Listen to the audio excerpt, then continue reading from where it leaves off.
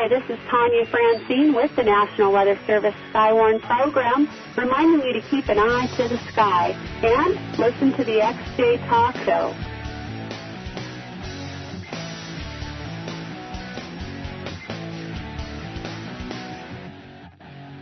Welcome to the XJ Talk Show pre-show. This is going to be episode 150. Josh has already joined us, and I am in the process of doing the final edits on our Jeep Archives Part 2 from Steve 4.3 LXJ. So you may hear part of that as I'm testing it out to make sure it's okay for airing.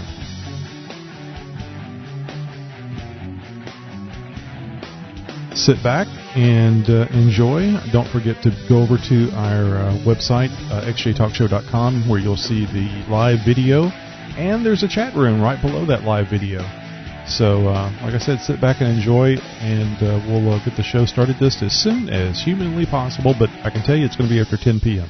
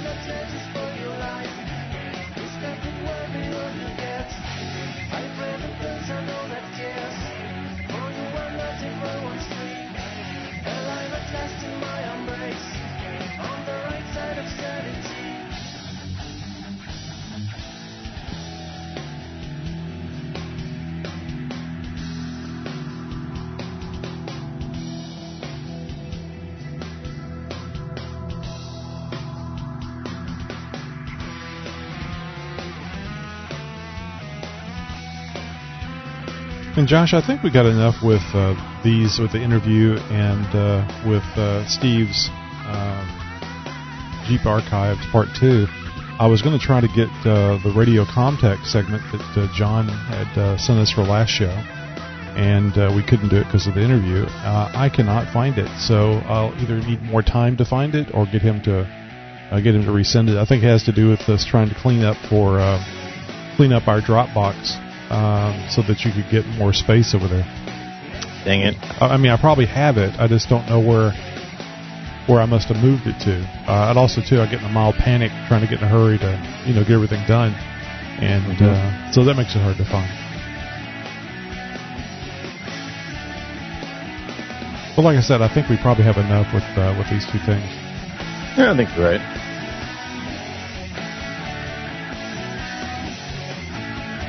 I think I am going to try to find a quick tidbit that we can play for next week's interview. Okay. We'll teaser, we'll sample. Yeah, just a little something.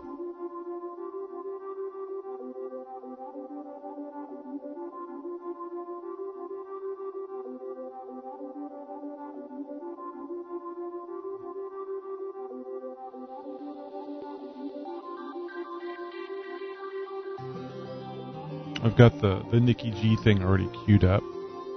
Cool. And, got any voice tonight? Yeah, I was just going to mention I added that to the notes.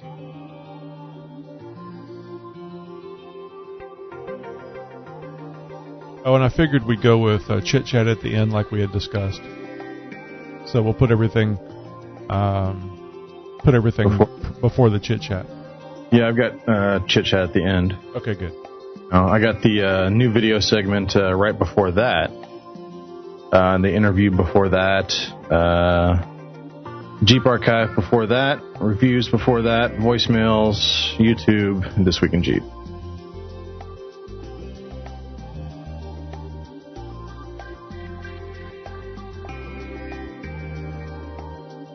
Yeah, the Radio Comtech thing might be right here in front of me. I just don't know what it was called. I went back and looked at John's message to me, and he may have just numbered it, but none of the dates seemed to coincide with the date that he sent it. So, like I said, I'll just have to ask him more questions about it. We'll have it for next time.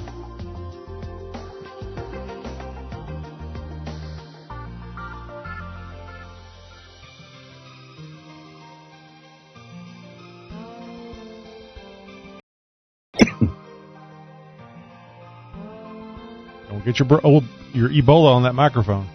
Yeah, I know, right? I don't think this is racist. I think it's just a good political jab. I saw a meme. It wasn't really much of a meme. It was, I don't know, some picture of somebody I didn't recognize.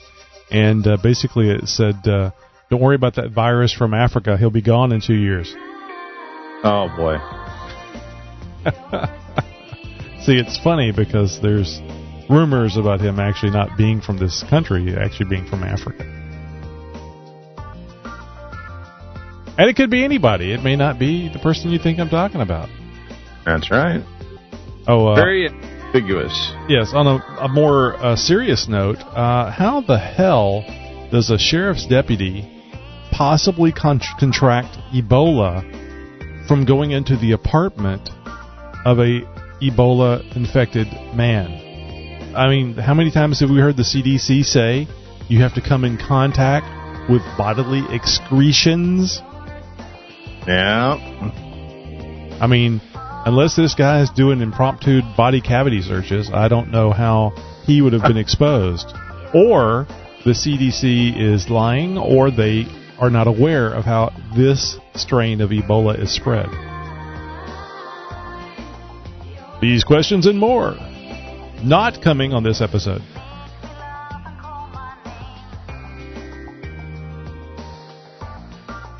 All right, so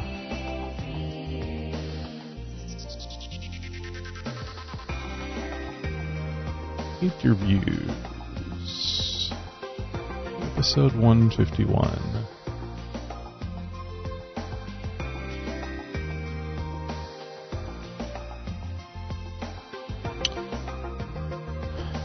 Random segment. Let's see. We didn't have any air tools, I guess is what you call them. Right. So he helped me do that, and then it came time to wiring the lights to move them, and they just didn't fit. And I'm like, but it has to fit. I read online, you just have to pull this and that, and it will fit.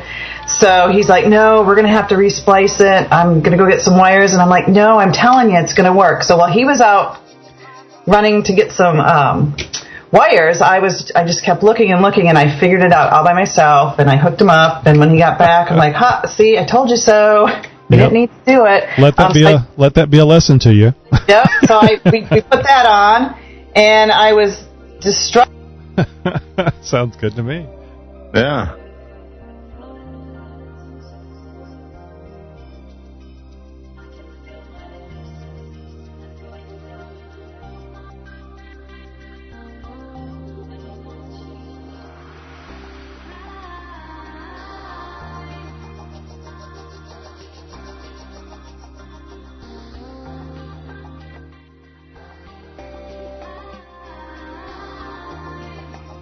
We didn't have any air tools, I guess is what you call them. Right. So he helped me do that, and then it came time to wiring the lights to just struggling with what I wanted to do. And I was told you so. You didn't need to do it. Let that be a lesson to you. Yep. So we put.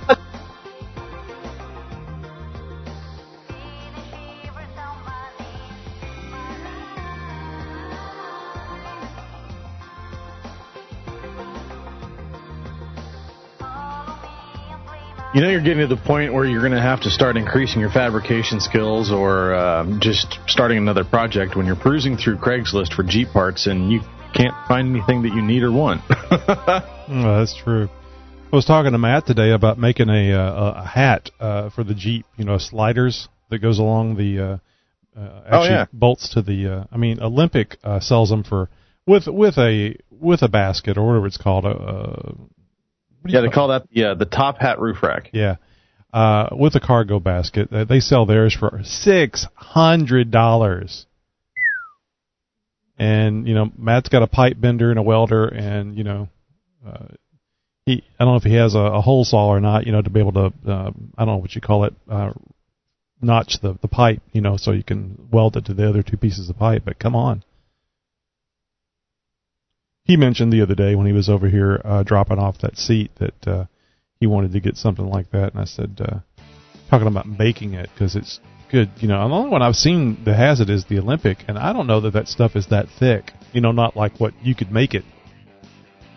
Right. Okay, let me stop talking and output this. This will be good. Let's put it whence it came.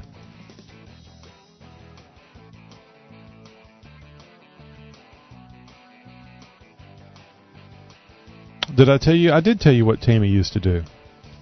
No, you didn't. Oh, I didn't? Tammy used to work in a newsroom and television news, I believe, and she was, at least at one point, an assignments editor. And when I first started saying hello and stuff on Skype to her, she says, "You have a radio voice." And I put one. I put for radio too. I put one hand up to my ear, like and that the DJ would do or announcer would do, and say, "Why, thank you very much." Oh, thank you very much. I'm Don Pardo, and you're not. I don't think I got the name right. Don Pardo? I think it was Don Pardo. There was a Don LaFontaine. He was the movie guy voice. Oh, yeah. Older guy. Not really bald, but not really hairy. Yeah, going there. Yeah. What a job that was. I wonder if you get free previews of the movie. I imagine when you had been doing it as long as he had, most likely. Invited to all the screenings and everything else. I'm sure he was very privileged in that sense.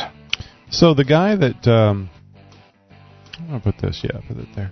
So the guy that did our little Nikki G intro for the segment tonight also has a movie voice and sounded pretty good on his demo.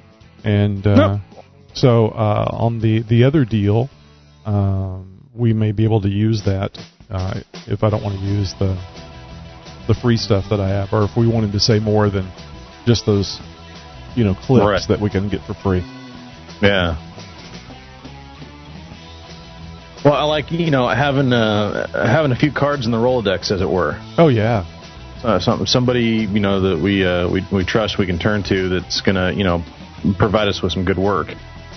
Have you ever dealt with the audio format AIF? Yeah, it's Apple, isn't it? I thought so, but he couldn't give me the stuff in WAV, which I was a little surprised by. There's a million converters out there, or you can but I don't want it. But I don't want it converted. I want it recorded in WAV, and I want it in WAV because WAV is uncompressed. And I don't know if I need to look up. I thought maybe you knew, but he was nice, and he gave me 320 kilobits, 96,000 samples per second, MP3. But that's lossy. That's compressed. It's okay. It worked out fine for what I got. But just generally speaking, you start out with the best, you wind up with a best. Or a breast. One of the two. Alright, where do I want to stick this? That's what she said. And there's no... I didn't hear from Richard this week. Did he send us a segment? No, that's not going to be this week. Most likely next week, perhaps the week after. We may have to fire that bastard. He's only going to pop in every now and again. Don't look forward to having him. I do look forward to it, damn it. I was listening to it today on the way home from work. It's hilarious. All right, let's see. I've got that promo in there. So, do we want to run this? Would it be bad taste to run this promo about next week's interview right before this week's interview, or after? I would do it after, and I would do it towards the end of the show. Hey, next week, kind of as we roll into the outro. Maybe not. I would probably do it before we play the outro music. Okay, if you play that, and then right towards the end, kind of fade in the outro as that wraps up, and we'll wrap up the show. So all I have is just the promo thing. So we'll have to do the setup, or I'll do the setup. Although it'd be probably more interesting if you did, because you haven't heard the interview. But you want to stick that? It would be very interesting. Let's see. Find the show notes here. AIFF is uncompressed pulse code modulation. Okay, good. I was hoping it was uncompressed. That's what I used, so.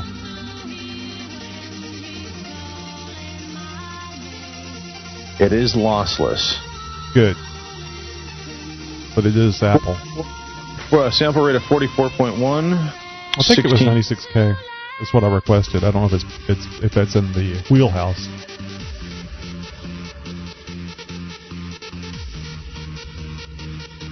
Everybody disco. Okay, so show wrap up. So right before.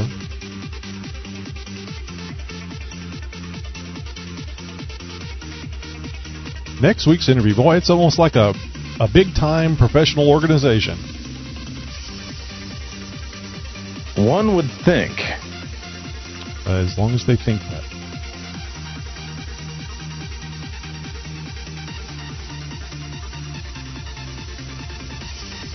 How the hell does she spell it? I don't think she spells it that way. Let's see. Phonetically works for what we're doing here. She posted up on, I think, her blog, which automatically posts on Google+, some pictures of her installing some sliders on her JK today. And I was surprised to hear about Jan Hooks. I don't know if you recognize that name or not. No, I don't think so. One of the Saturday Night Live alumni. She was also in Pee-wee's Big Adventure. She had a small part in at the Alamo, where she was the tour guide. Has a very southern accent. I believe she was from Texas. She passed away at the age of 57. Oh, that is sad. Yeah, she was on Saturday Night Live with Chris Farley and I can't remember now some of the other ones, some of the big names, and I always enjoyed her. And when I say that, I mean platonically. G-M-O-M-M-A. Oh, okay, so I just missed it by a letter. MoMA.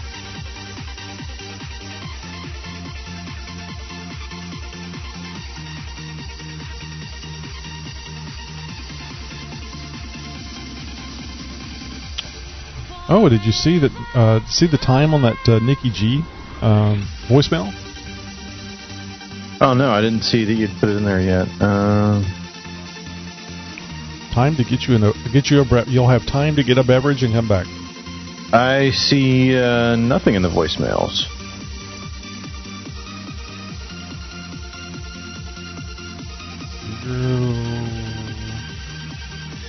This one is 41 seconds, so that one's 000041. Okay. Now, let's see.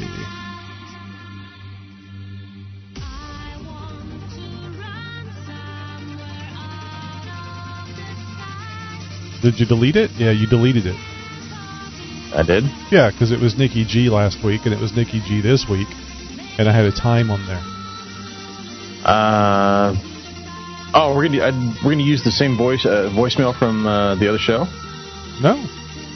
Oh. That's what I'm saying. I edited the show notes, and you deleted it. So it said the same thing. So when you deleted it, you probably thought it was from last week. All I did was just change the time at the end. That's exactly what I did, yeah. Sorry. Well, that's okay. This as long as you're aware that I'm right.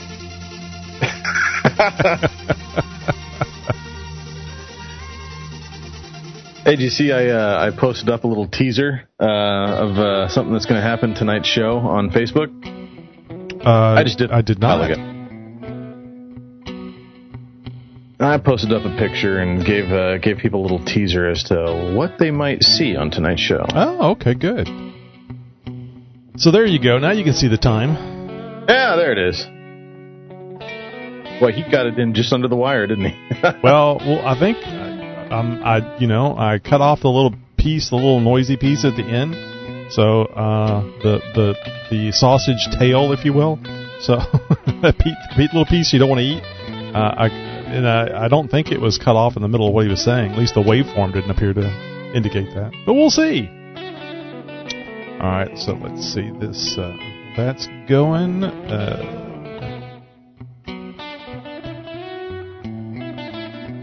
We're doing the fast intro.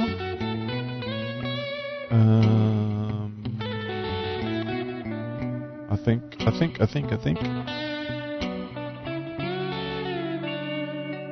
Okay, well, I'm going to get set up here, close the room down, turn the light on, etc. I'm going to take 4 seconds then and refill my water.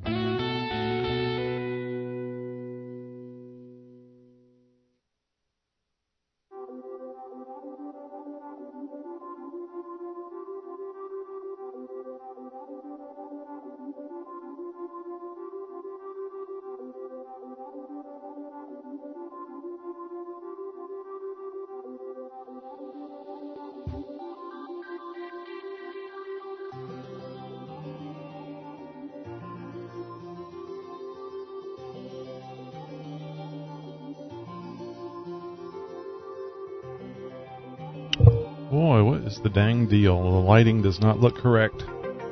On me? On me. Oh.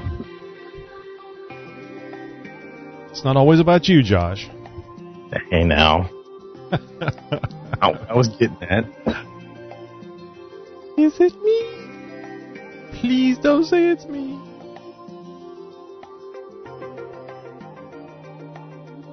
I need to find the controls and adjust this. Either that or I need to scream, "Makeup! Makeup! Medic!" Oh, you know it's serious if you have to scream, "Medic."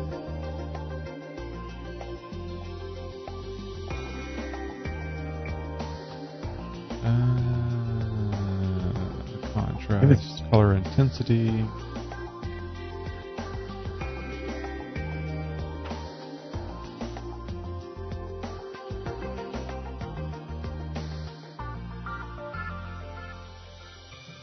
Oh, exposure. That's the magic one I was looking for.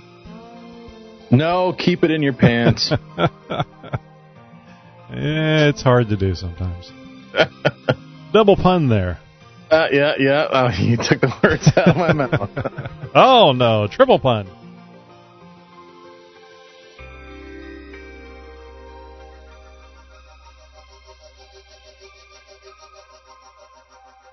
And it doesn't help that bad. I still look the same. It's just not as bright. Okay, so go back to the show notes. The no-shows.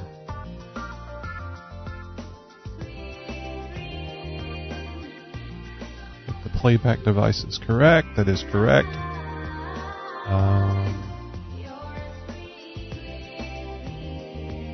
Expand that a bit. You know, I started following Texas Storm Chasers on Twitter, which is pretty cool because they have all these radar images and images from people out in the world that are seeing bad things, bad weather and stuff. Which the bad weather has always interested me because it's just so huge and awe-inspiring. Although I don't know if it maybe just inspires you to run at times, but when I first started following them, I had to get used to it because they have, apparently there is a lot of stormy weather going on in Texas, but Texas is so damn big, it may not, I may never see, it may never see the light of day in my area. So I had to start calming down every time I saw Tornado Watch or this huge cell with the purple and then the white, actually white in the middle. And what that means? Oh, well, you know, from the core, we know if it's static or white, that means it's something that isn't there. It was horrible. They fell and people died. So it's scary. So anyway, like now there's I have to look, and this is some bad stuff happening in Dallam County, which I think is up around. It's in North Texas, I believe. Tornado warning, Hartley, Dallam counties till 10:30 p.m. Follow them, folks. Texas Storm Chaser. Tell them that XJ Talk Show sent you. Actually, we're at XJ Talk on Twitter, in case you would like to follow us on the Twitter. So you kids get out of my yard and go tell everybody else on the Twitter. Hey, you whippersnappers! Hey, get off my lawn! Stay out of my yard. Off my grass. Stay out of my Twitter yard, too. Alrighty then. So, I think we're ready to go. Just got to press the right buttons and go. Okay, you're ready with your Jeep stuff. So, I'm glad you got this in the notes. It's a good reminder for me. So, we're doing the music fade. Right, that's right. Okay. So, yep, that's that one.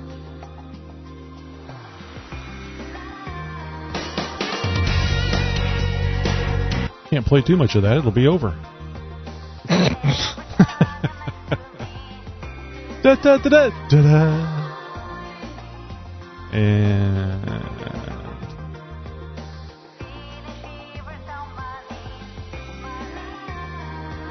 yep, we'll do that one. Okie dokie.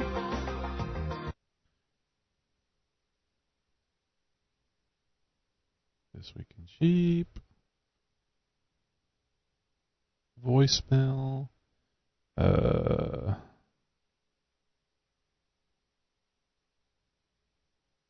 Interview. I do not have the segment from Steve queued up. Nope, I don't. Okay, so I got to get that on there.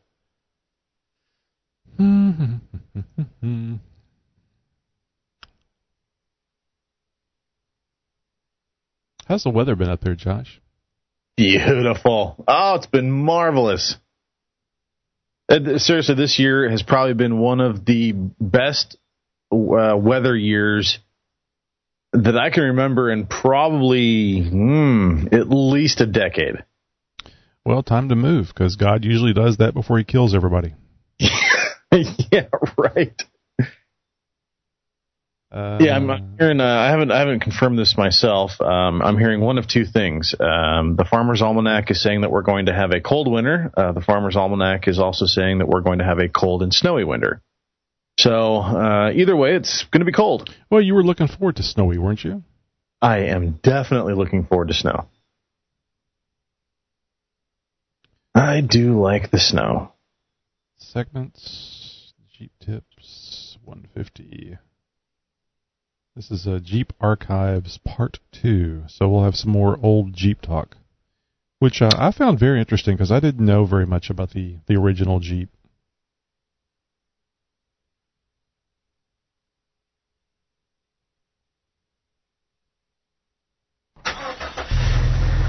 Got a tip? We do. It's time for Jeep.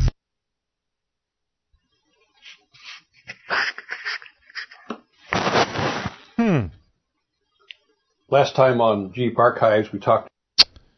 Got to fix that. I think I had started talking.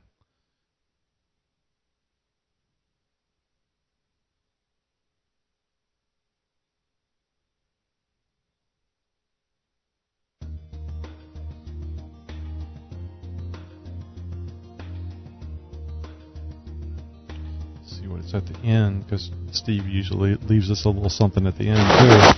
Yep.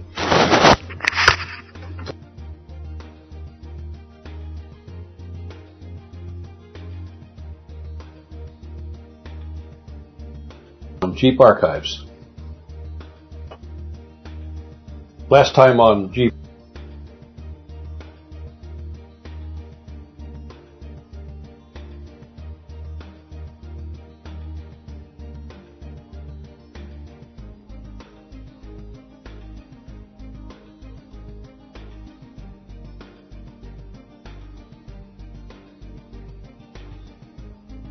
Oh, did you post anything up on xjtalk.com as far as the show? Oh no, I'll do that real quick. If you wouldn't mind. Yeah, no problem. I did do Twitter, so.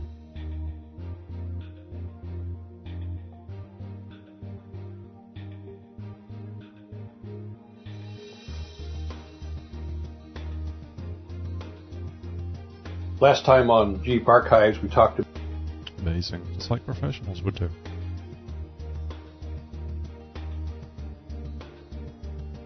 So we actually had a midweek fix this week. Did the Jesse Ryder interview and posted that up on Facebook, and then Jesse had posted something as well. And a gentleman who was in Chicago at the time said, "Is this a radio show, a podcast, a radio show podcast? I'm in Chicago, and if you would let me know." Did you see the post? No, I didn't. But and he said if it's in Chicago, let me know what radio station it is. And I replied with kind of a, just a couple of knuckleheads doing a podcast. Don't have any, and we haven't done the couple of knucklehead thing in a while. We might want to do that. Anyway, just a couple of knuckleheads doing a podcast. Wannabe radio announcers, radio DJs, radio personalities, and but here's how you listen. More importantly, here's how you listen. So you never know whenever you might generate just that right viewer listener that breaks the whole thing wide open. Happened for Watergate, so it could happen for us. Okay, YouTube.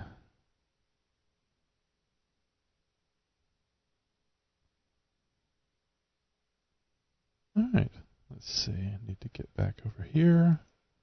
That's ready to go.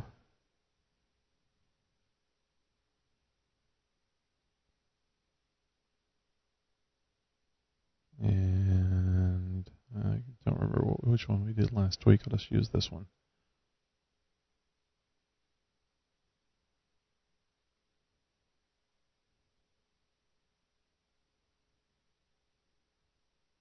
The XJ Talk Show is for entertainment purposes only.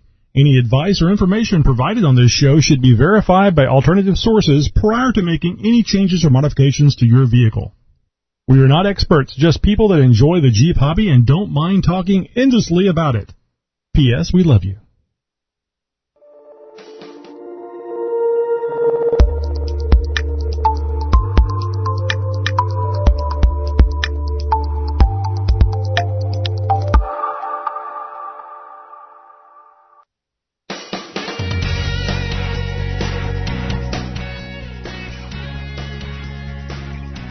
Welcome to the XJ Talk Show.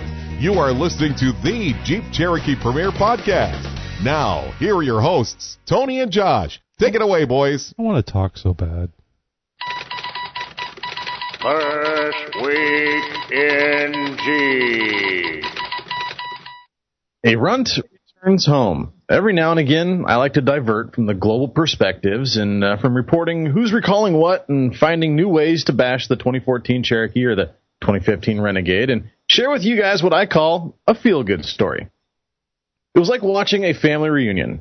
I cried when I saw it, said Patty Heidel. She rushed to the spot where the Jeep was supposed to be, thanks to a caller who responded to the stolen Jeep ad with photo that the Heidels had put on Craigslist. Sure enough, the caller had it right. The stolen Jeep, a 1951 Willys M38, was exactly where he said he saw it. Joining Patty was Jolynn, her daughter-in-law, and a burly friend who tagged along for backup just in case. When you're dealing with a stolen vehicle, you never know when you might need some muscle. Patty explained this with a little bit of humor. To the outsider, a small tan military vehicle like this may not look like much. Tires are worn, the vinyl top is covered with dust, and like many Jeeps, it's a workhorse, not a show pony. To the Heidels, however, losing the beloved Jeep that they had nicknamed Runt was like losing a close friend. After all, the Korean War-era vehicle had been with the Heidels since 1975. That's the year Patty's husband, Gary, bought the Jeep in New Mexico and towed it to Spokane. He said, I thought it was a goner. Somebody's hunting camp and would stay there forever. What a difference a day makes. Flash back to when thief crept up behind the Heidel's tidy home. The culprits went to work on the Jeep using a bolt cutter to snap the padlock chain that Gary had on the steering wheel and under the driver's seat as a security precaution. It was something I did every time, the 76-year-old Vietnam vet said. Didn't matter. Chain cut. The creeps punched out the ignition, crossed some wires, and took off into darkness. The next morning, Gary got the shock of his life when he walked outside and discovered a runt-sized void on his concrete slab. The vermin come out at night, Patty said. True. Going over the parked Jeep, Gary and Steve came to the same conclusion. No damage had been done other than to the ignition. Maybe it was ditched when they discovered that the Runt was made for crawling up a mountain road and not hot-rodding down Riverside. The Heidels picked the name Runt, Gary said, because it's small, will go anywhere and everywhere. The Heidels used Runt for everything from family outings to sightseeing trips. It hauled them to and from fishing and hunting excursions. A serious bow hunter since 1985, Gary said driving Runt back from the woods with an elk draped over the hood was a tradition. There's a good reason Runt looks like a prop in a war movie. 62,000 M38 Jeeps were cranked out between 1950 and 1952 to meet the Korean War demand. Attesting to its military roots, the Jeep came with a manual explaining where to put explosives in case of enemy overrun. You're not going to find stuff like that in a sissy Prius. Filling with the ignition, Steve got the Jeep going. The small motor practically purred right to life. I put so much money, effort, and time into making it dependable, Gary said. Anything that broke, I had to fix it. I've always been my own wrench. He's always out tinkering with it, confirmed Patty, Gary's bride of over 56 years. He has tinkeritis. Don't we all? There's a reason Gary knows what he's doing. Serving the United States Air Force through the Vietnam War, he worked on jet engines and repaired downed aircraft. Here in Spokane, Washington, he put his mechanical talents to use by running his own marine repair shop for 22 years. And now Runt will ride again. This is a family treasure, said Steve, who was visibly choked up over the reunion. Rightly so. A vehicle like this isn't sold. It's handed down. Well said, Gary, and congratulations on a happy ending to an otherwise sad situation. Folks, Jeeps are stolen every day. A member in my local Naxter chapter had his XJ stolen just last week. Let this be a heads up to you guys. All the security measures that we've talked about in the past, might be a good idea to start implementing some of them now that the days are getting a little bit shorter. If you guys have a story like this or any story that you think would be a good fit for This Week in Jeep, please call it in or send an email to newstips@xjtalkshow.com. Wow, what a great story. You know, Josh, when you first started in on that story, I was thinking that it had something to do with a Jeep that was stolen 30 years ago, and somebody had called in because, I mean, they called them because they saw it, and it was this big reunion. And then it dawned on me, you're just talking about something that got stolen, and it just happened. They happened to find it very quickly after that, which is great. And it's amazing too how some people steal things they don't know what they're stealing. Yeah, exactly. I mean, it's a tragic story nonetheless, but it has a happy ending. So, despite chain and padlock, other measures could have been taken. I mean, there's not a whole lot you can disable on an old Jeep like that, but nonetheless, guys, just take this as a little bit of a warning to you. It can happen, whether your Jeep is 13 years old or it's 73 years old. It's possible for that thing to go missing in the driveway in the middle of the night. We'll never fully understand the criminal mind. I don't know. Maybe some of us will. xjtalk.com is where you go when you're not off-road. And now you can go to xjtalk.com when you're off-road too. Using your smartphone, install the Tap a Talk app, then search for XJ Talk. Take XJ Talk with you wherever you go. Jury duty, dinner with your spouse's parents, even, well, anywhere you need your XJ Talk fix. I know you've heard us talk about Amazon on the podcast before, but have you heard about our new game? You bought what? It's a lot of fun, and we want you guys to play along.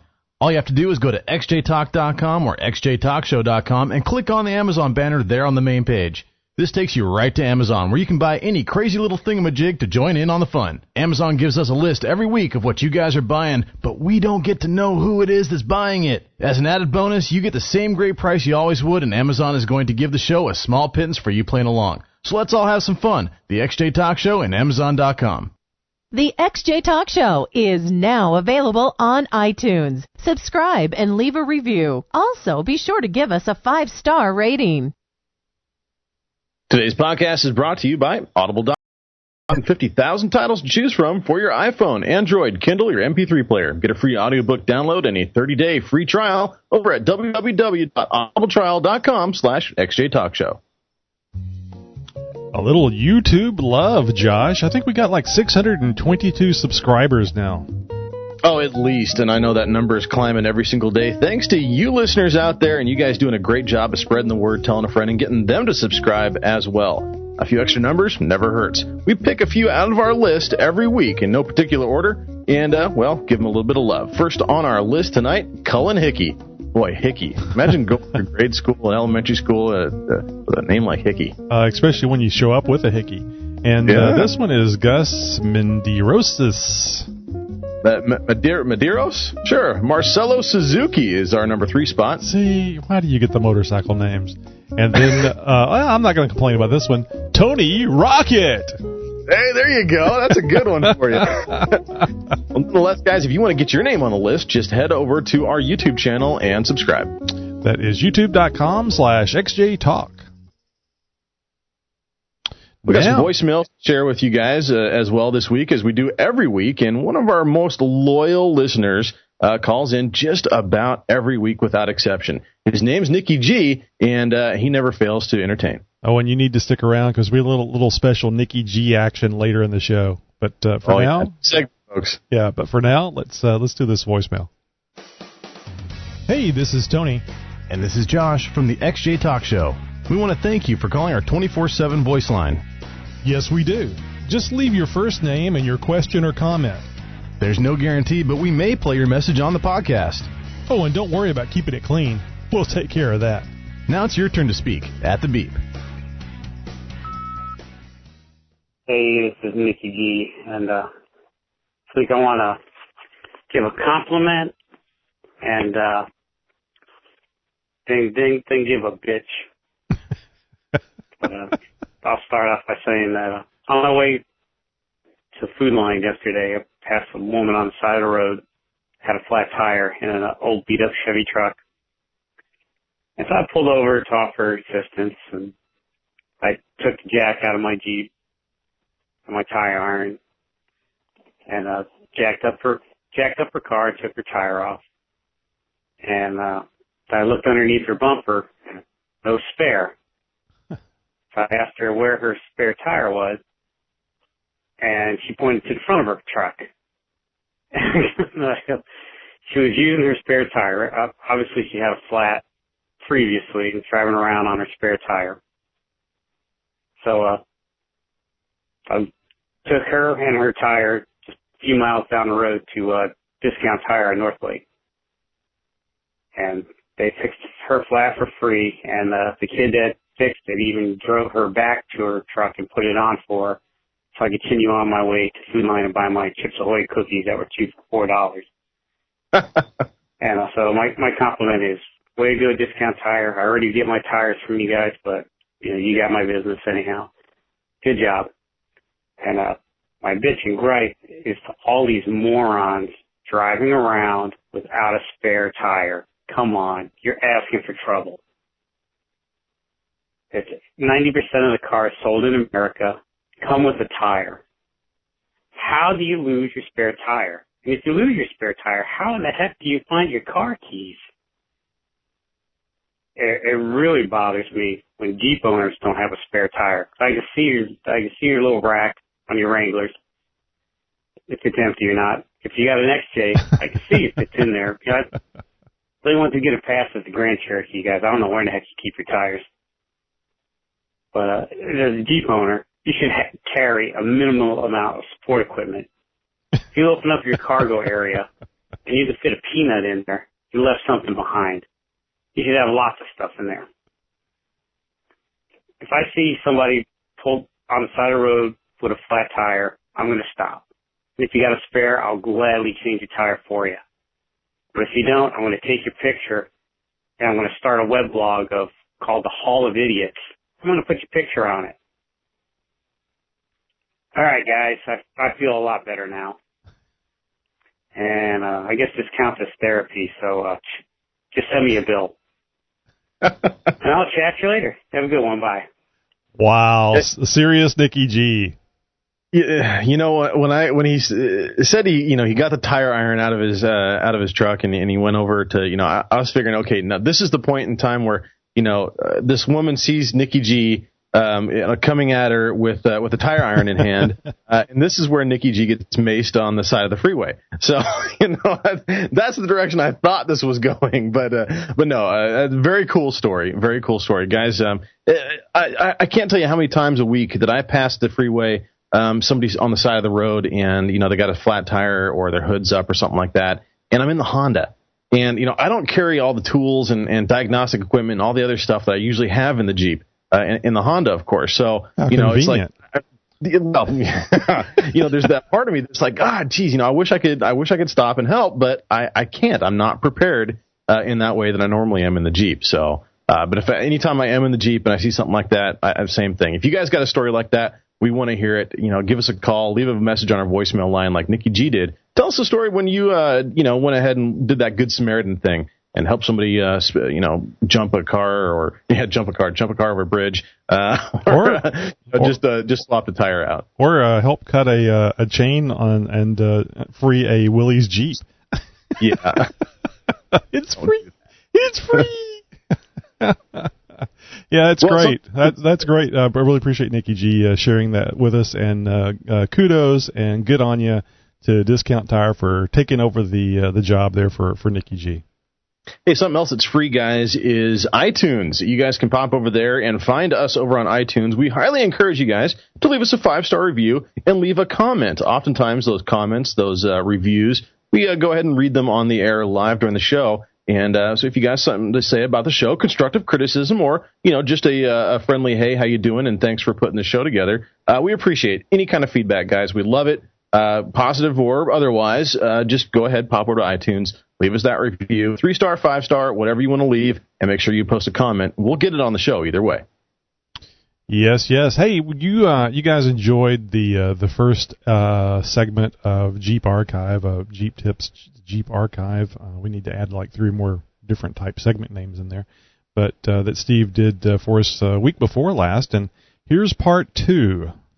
Sit back, get a nice beverage, and enjoy. That's an order, soldier. And now for a disclaimer. Jeep Tips is for entertainment purposes only. If you choose to follow these tips, man up and take the responsibility for your own actions. If you cannot, or you feel that working on your Jeep is beyond your abilities, seek the help or advice of a trained, certified mechanic. Got a tip? We do. It's time for Jeep Tips. Last time on Jeep Archives, we talked about the original Jeep, the World War II Jeep, the MB and the GPW. And now we're going to fast forward here to 1946, when the Willys Automobile Corporation decided that this Jeep business had been so popular with the GIs in World War II that they would make a civilian version of the Jeep for the general public. And so the Jeep now has been trademarked in 1946 by Willys, and they now are going to make several Jeep vehicles for people like you and me. And one of them was the CJ2A. And they also had a military version, the M38. And now instead of calling it a GPW or GPV or whatever, they're going to start putting numbers on everything. So the M38 Jeep was tagged, and every Jeep that was ever made after that had some sort of an M number on it, as well as any other vehicle started out with an M. And M was for military. But the CJ2A, for the general consumer, took an interesting twist. Both Dodge and Willys had decided that some of these vehicles that were made in World War II were going to be good for the civilian population. And the Dodge Power Wagon was offered, and the CJ2A was also offered. And the unique thing about both of these vehicles was that they were marketed not only just for everyday people, but for farmers. And you could actually buy farm implements to put on both of them. And the CJ2A had all kinds of attachments you could get from the factory. You could get a plow if you wanted. There was a PTO winch, and there was 2 PTOs available for the CJ2A. They had upgraded the transmission from a T84 to a T90. They'd designated the Spicer, same thing as Dana. It was Spicer Dana, and then now we know it as just Dana. But anyway, they had the Spicer 18 transfer case, and it had a little pan on the bottom of it that you could unbolt and put another PTO on that ran off the intermediate gear.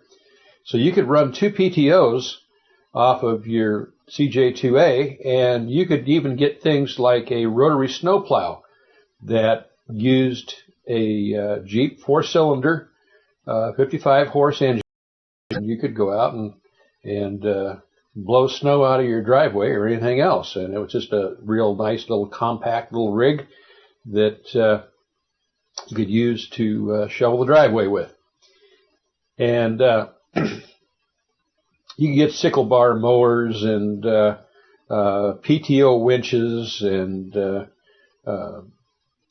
you could put your PTO out the front, or you could put it out the back. There was even a welder that you could put in the back. You'd shift your PTO in, and it had a chain sprocket on the end of it. It would come up and it would run the generator for the welder, and you could take your welder out and fix your farm machinery. And that was kind of a cool thing. So in order to do this, now they had to upgrade the Dana 25 rear end, because the Dana 25 rear end is not strong enough to do things like plowing and so forth. So there was 2 new rear ends that were available in the CJ2A, and the M38 only had 1 rear end. That was the Dana 44. But the 2A had 2 of them. One was the Dana 44, had 10 spline axles. Everything was 10 spline in those days. The input gear on the transmission was 10 spline. The output gear or spline on the transmission was 10 splines. The axle shafts were 10 splines. Everything was 10 splines because that's the way they did it. They had to, took a long time to cut them one spline at a time in a horizontal milling machine, and that was just the manufacturing processes of the day. Nowadays they roll splines and they do it all just really quick. They had a tapered end on the axle shaft, and there was a key in it, and as long as that key and taper were tight, everything was pretty much okay. If that nut on the end got loose, that key could get sloppy, and you might not go anywhere.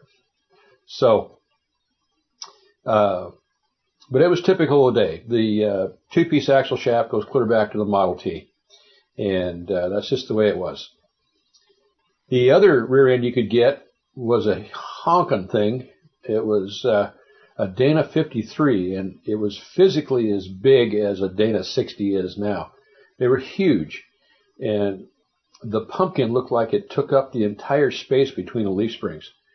I've only seen one, but no accessories for them. They were just a big honkin' heavy truck rear end you could get in these little CJs, and they were for use on the farm, and you could pull a ton of stuff with them. And in fact, in the 50s, if you saw a Jeep commercial, they were doing things like going in 20 feet of water with a 30-foot snorkel on it, or they were pulling railroad cars around with them and stuff like that to demonstrate how much power you could get out of one of those things if you had the transfer case shifted into low and everything.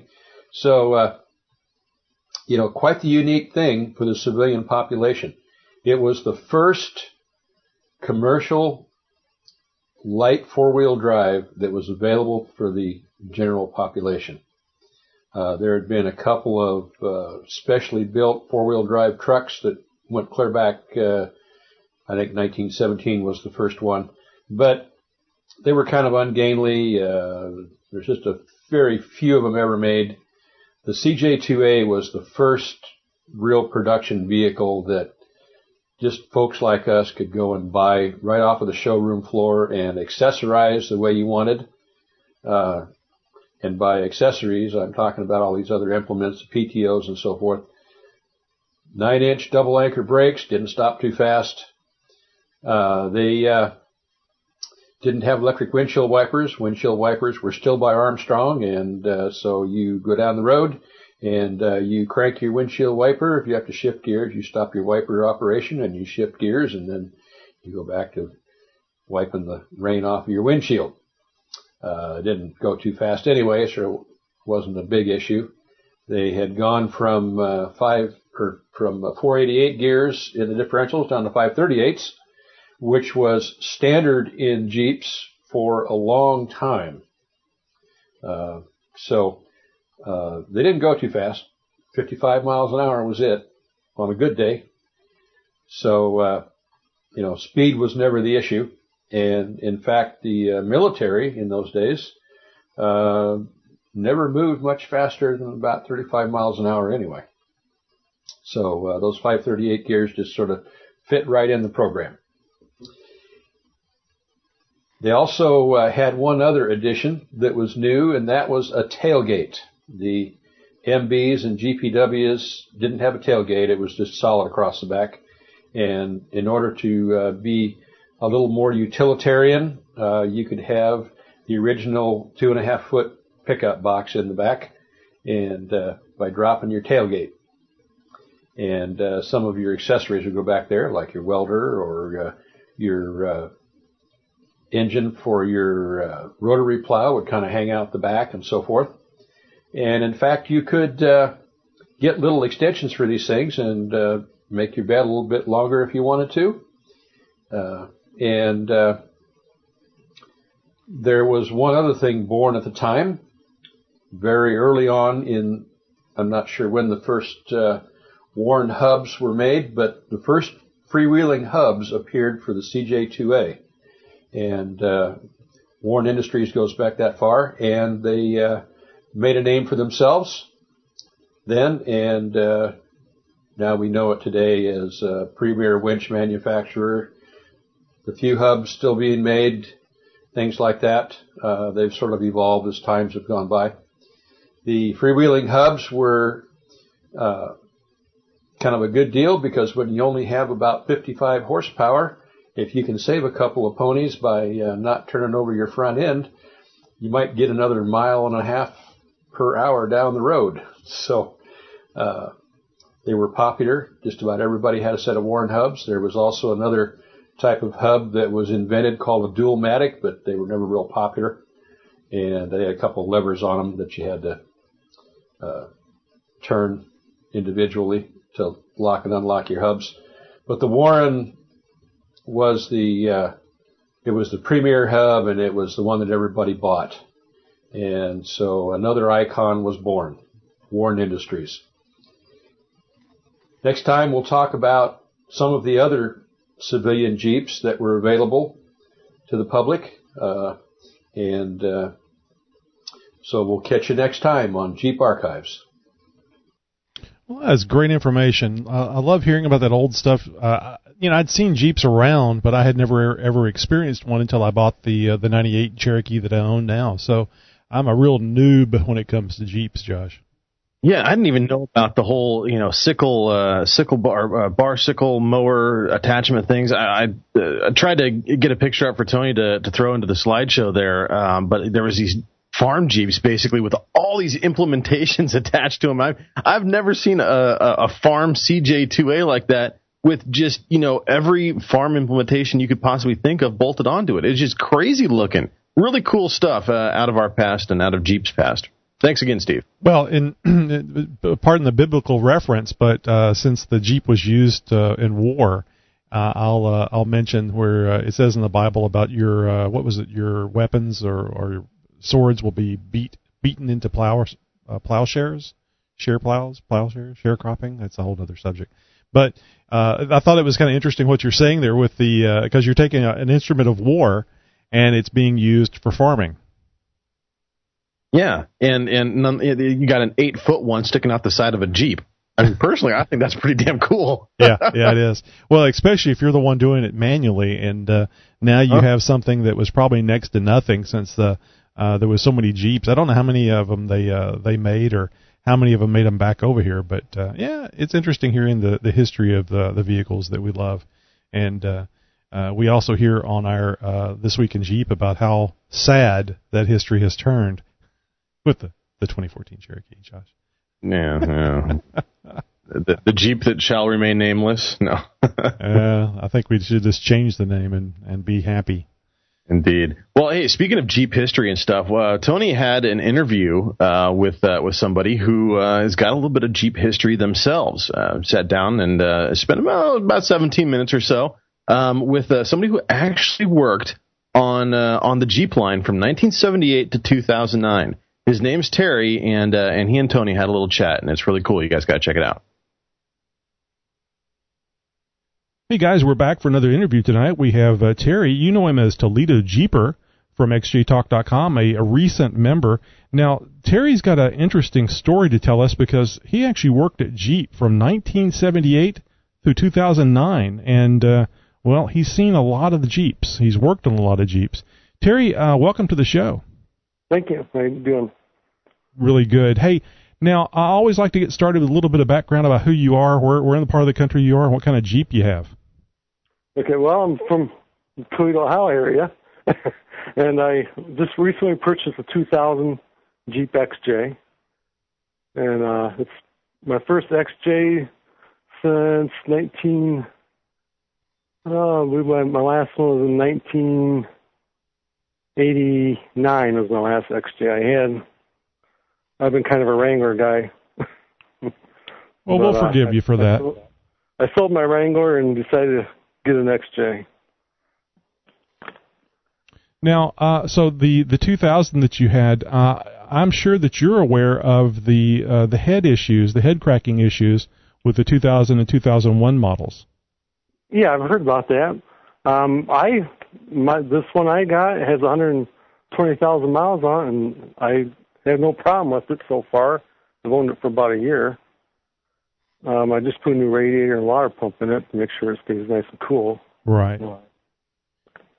So were there I don't know if there was any concerns or any information about that during the time that you were working at Jeep. Was that something that you guys knew about, or because we have kind of a theory around the xjtalk.com site that the best year was the last year before they went to the new heads, which was 99. And I was kind of curious what your feeling was about the best Jeep Cherokee year. Actually, we've never, on the assembly line, we never got into the technical stuff like that. But I've heard the same thing as you have. And I couldn't tell you anything about it as far as a factory standpoint. We never really heard much about it. Okay, well, that makes sense. It's kind of an interesting thing. I guess that there's different layers of information needed to know, and being on the line, you didn't need to know those sort of things. I believe that's the way it was. Now you actually worked on multiple Jeeps, not just the Cherokee. What years of first off, what years Cherokees did you work on? I worked probably from 84 to 92 on the XJ, and then I went to the YJ and TJ for a while, and then I went back to the XJ in 1999 to 2001. Okay. I bet you it was. I don't know how sad you were, but I certainly was sad when they stopped making them in 2001. I kind of wish they had kept making them and they didn't make those Liberties. Yeah, working there, you just didn't realize what an iconic vehicle it was going to turn into. I mean, because it was just, you were so used to seeing, we were building 600 a day. Well, actually more than that, 600 a shift, two shifts. Oh, my goodness. And it just, you don't realize what kind of an iconic vehicle it was going to turn out to be. 600 a shift. My goodness, yeah. I wish I'd had 2 or 3 of those I could stuffed away someplace. I would have bought a barn full of them. Yeah. So now you're retired, so I think it's a safe question to ask you. What do you think about the new Jeep Cherokee, the 2014 and soon to be released 2015 Jeep Cherokee? I've been actually thinking about buying one. So my wife doesn't like the looks of them. I haven't even driven one yet, but I plan to be looking here next spring. Yeah, here on the show we kind of raise hell about the new Jeep Cherokee, not because it's not a good vehicle made by Jeep. It just has our name of our beloved vehicles on it, and to us, it's not a Cherokee. Yeah, I understand that. Yeah.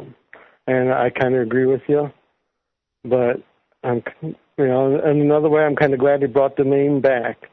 Oh yeah, I was tickled pink whenever I heard that they were bringing the name back, especially after GM had brought the Camaro back, or at least a body style that was reminiscent of the old body styles, and then Dodge, Chrysler, whoever it was, brought back the Charger, and it was maybe not reminiscent, but it had a nice late 60s muscle car feel to it. Updated, of course. So I was hopeful that whenever Jeep came out with the new Jeep Cherokee, it was going to be like the old Cherokee, at least in some way, but updated. And then what they came out with was this yuppie SUV turd.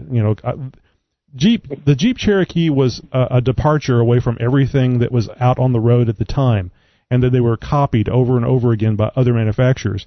And then what Jeep did is they came out and copied everybody else instead of setting a trend. And that's kind of what bothers me about it, is that it's not an iconic vehicle. At least I don't believe it will be. Yeah, I believe you're correct. And yeah, it does look like a Honda SUV, to tell you the truth, or Honda crossover, and it's hard to get past that. Well, it's nice that they made it very off-road worthy. I mean, certainly it doesn't have much flex from the axles, but I'm sure there was a limited amount of things they could do and still maintain gas mileage and four-wheel drive and off-road capability and et cetera, et cetera. I'm just glad that they made, or you guys made, almost 3 million of the Jeep Cherokees, because that means I should be able to have a Jeep Cherokee as long as I want to. Yeah, there's still some around. They're getting harder to find, but there's still some around. Yeah, they are. Now, what Wrangler did you have? Was it a YJ, TJ, something else? I've owned a CJ, a YJ, and my last one was a 2001 TJ. Mm-hmm. What had you? Why did you get rid of that? Was it just getting too small for you, or? Well, that's a problem. The size limit on those is it's terrible inside. And we was doing some camping, and I needed to buy a truck. So I sold my TJ, and then a couple of years later, we got out of camping, and so I sold my truck and bought an XJ.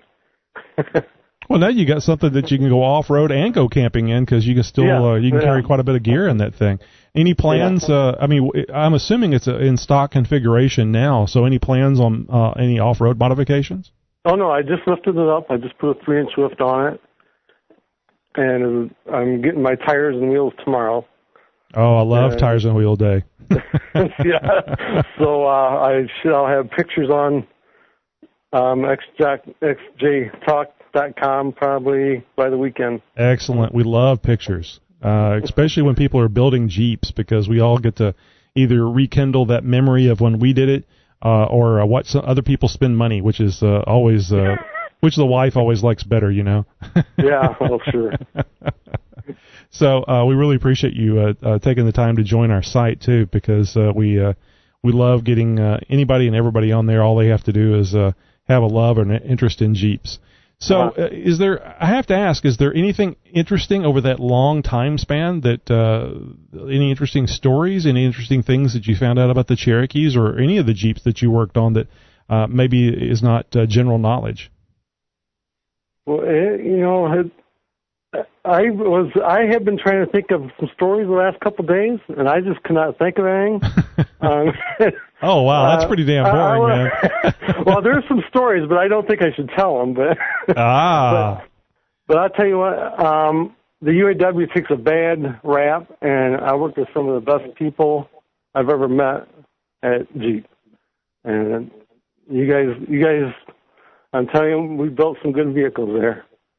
Yeah, and thankfully, I mean, certainly the longevity of the Cherokee certainly speaks to that, with the 300,000 mile engines, the 225,000 mile or better AW4 transmissions.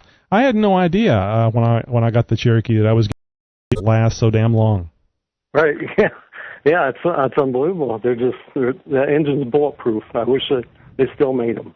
So I'm sure it wasn't a big deal for you guys, because it was everything was on the line and you had all the tools that you needed there. But I'll just ask anyway: did it drive you insane to have metric and standard nuts and bolts on the vehicle? Well, on the assembly line, everything is right there for you, so it really didn't affect you. Yeah. I mean, every air tool is already set up. Well, you'll get to live that fun. Well, I guess you already have doing the lift. I already have. Yeah. Well, it's not that bad of a deal. Well, once you get used to it, but of course, I started working on vehicles way back in the mid to late 70s. So at that time, all I needed was the SAE stuff. So no, that's not the way it is anymore. So. Yeah. I just don't know why they did that, but that's the way it was. Yeah, one of the mysteries. Well, Terry, I want to really thank you for joining us tonight and doing this quick interview. And is there? I don't know. Certainly, people can get in contact with you on XG Talk. Are you on any of the social media things? Oh, yeah, I'm on Facebook. As a matter of fact, I got a picture of my Wrangler on Facebook, and I wish I still had it back, but. I always tell people when they say they're getting rid of their Jeep, I always tell them you're going to be sorry. Yeah. Yeah, I even shed a tear that day. I bet. So, what do you go by on Facebook? Just Terry Haas. Okay. My name. Okay. Not on Twitter or no, I'm not on Twitter. I've never really got into that. Yeah, no problem. I just want to make sure people can reach out there to you, and please feel free to follow us on Facebook, just XJ Talk. So, okay. Terry, thanks a lot. We'll see you on the site, and wow, thanks for making such a great vehicle. Oh, and there's one other thing on YouTube. I found a good video of the XJ assembly line.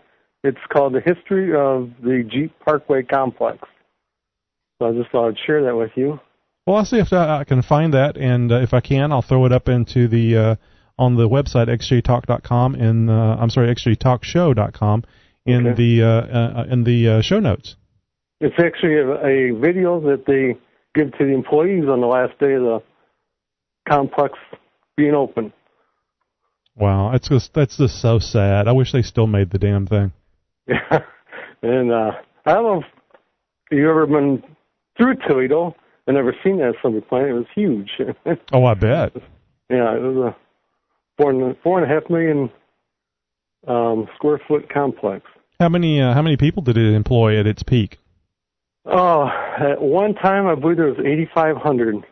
Oh my goodness, that was in late 80s. That had to have been fun for lunch breaks. Yeah, it was crazy around there. You parked in the street. Well, it was good to have a job. So, yeah. How's Ohio doing these days? I know that there's been a lot of downturn of the economy for especially automobiles and stuff. But how's Ohio doing as a whole? Actually, it has made a very big comeback with the economy's doing very well here. Actually, the Jeep plant is working 7 days a week. Oh, that's right. That's right, because we've been reporting on how well Jeep has been doing. I often make comments to Josh that no matter how badly we've spewed hate and discontent on the Jeep Cherokees, the new Jeep Cherokees, they continue to sell them. So they are selling them. I don't know how, but they are selling them. Well, obviously they did their research and they looked at the market and talked to people and found out what they wanted. And they're building something that people want. And, and obviously to be successful, that's what you want to do. You can't just build a vehicle that you like and hope other people like it. I mean, not if you want to be a success. So they're doing it the right way. I'll just go back to the same thing. I just wish they hadn't called it a Cherokee. Call it a chicken squash. I don't care. Just don't call it a Cherokee. That's my baby. Yeah. Well, maybe in a couple of years they'll change that front end a little bit, I hope, at least. I always think it's squinting at me. It's hard to get used to. And I didn't know for quite a while that the headlights were down low, and I don't know how good an idea that was either, but it is kind of cool how they've hidden the headlights, but then you look at those LEDs, those line of LEDs, and you go, what's going on with that? How are you going to light up the street with that? So it's just a confusing vehicle. It's a big change, and we don't like change. We fear change. We stab it with pointy sticks. Have you driven one yet? No, I'm not. No. Actually, we had talked about on the show about doing a Kickstarter project where we would put up on Kickstarter. I don't know if you're familiar with Kickstarter or not, but basically you can put up your idea for a product or an idea and get people to fund it for you. They just they'll pledge like $50 or $1,000 or whatever you put on there, and for that money they get different things.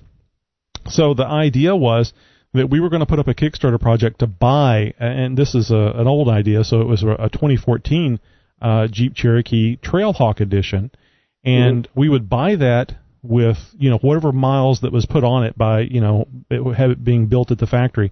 We'd put it on if we were able to get enough donations, enough pledges, we would buy a brand new 2014 Cherokee Trailhawk edition, put it on a trailer, take it to a field, and just beat the hell out of it. And of course videotape it and maybe drive some XJs over the top of it, and and then we'd cut it up, and we would give those pieces of the 2014 Cherokee to these people that had donated stuff, so they'd have a little memento of the Cherokee that we just beat the hell out of simply because we don't like it. And I figured it would be it's tongue in cheek, but I figured it'd be pretty funny if we could actually do that, especially the insanity of spending some $30,000 for a Trailhawk edition and putting no miles on it and just totally demolishing it. So yeah. So we never got. I actually was looking for some people to do some videos of the Trailhawk. Some nice high def video, which you can do from a smartphone these days. And then I was going to put together the Kickstarter project and figure, if nothing else, we'd get some notoriety for being idiots, idiots with a podcast that were willing to buy a brand new vehicle and not even drive it, just tear it all to hell. Well, sounds like a plan. Yeah, it may not be a good plan, but damn it, it's a plan.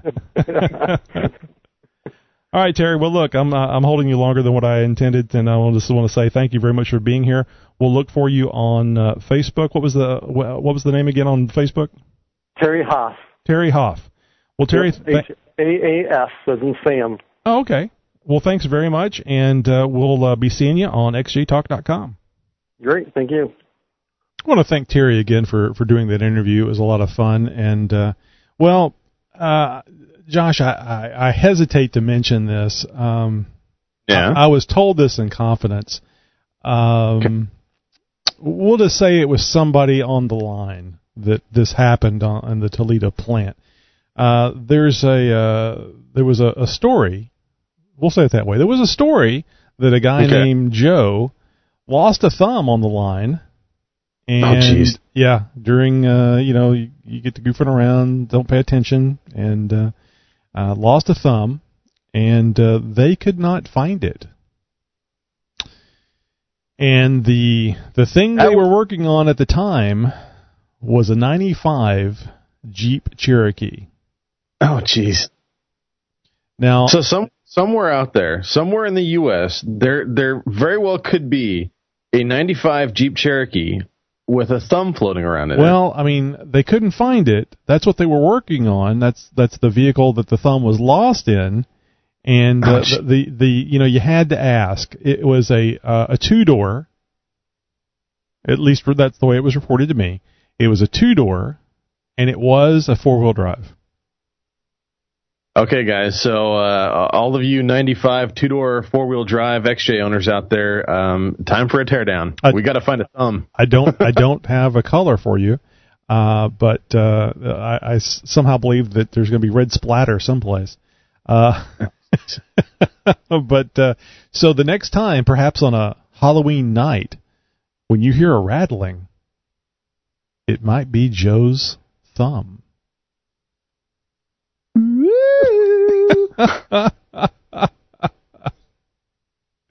Anyway, want to thank Terry, who didn't tell me that story. I want to officially say he did not tell me that story. He was not the individual that told me that in confidence. Okay, Josh, you got that?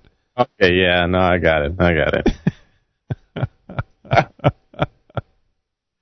All right, well, now we've got a new segment here that I've been looking forward to, and well, go ahead, Josh. I can see you were getting ready to jump on the wagon there. Well, I was just going to say we have a new segment that we're going to share with you guys. Now, for those of you who are listening to the podcast, this isn't going to be a super splendor for you. So this is just a great incentive for you guys to hop over to YouTube, or even better, over to the xjtalkshow.com and watch the videos. You guys got to watch the videos. Join in on the live show, because it's this kind of stuff that you're going to miss out on if you're not here for the live show. So we've got, it's called From the Mind of Nikki G, and it's going to be interesting. From the Mind of Nikki G!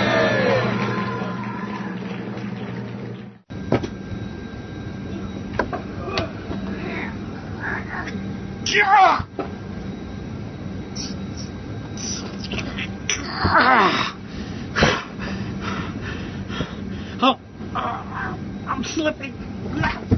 This has been from the mind of Nikki G. Let me describe what's going on here. It was Nikki G in the bathroom. He was on the toilet. No, I'm kidding. I was going to say, I was going to interrupt you. He wasn't in the bathroom. No, there's a lot of grunting and obviously some hard work going on there. You guys, if you want to know what was going on, if you want to know what Nikki G was doing, you're going to have to watch the video. Yep. XJ Talk. Sorry, youtube.com/xjtalk. So go over there and have a look. And I don't know about 50 minutes into the show, Josh. That's where they should look. Something like that. But you should watch the whole thing. Damn it! Don't just skip to the 50 minutes. I mean, if you skip to the 50 minutes, go back to zero and go all the way back and watch it again at 50 minutes. Good times for sure. Well, Tony, I've got some Jeep news for us, and not the kind of Jeep news that I normally report on with This Week in Jeep. No, this is some Jeep news personally. Okay, well, wait a second. Let me drive up, and we can do that.